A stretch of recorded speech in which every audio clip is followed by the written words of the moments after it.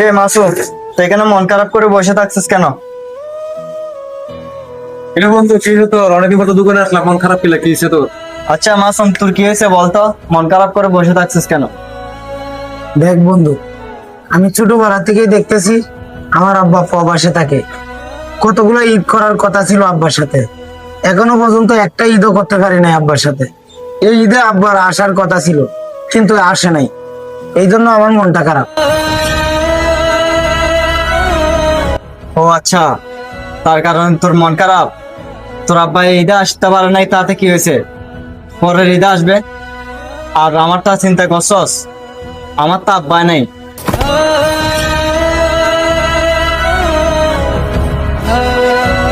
আচ্ছা বন্ধু, তোরা কি কেউ বলতে পারবি আমার আব্বা কোন ঈদের সময় আসবো?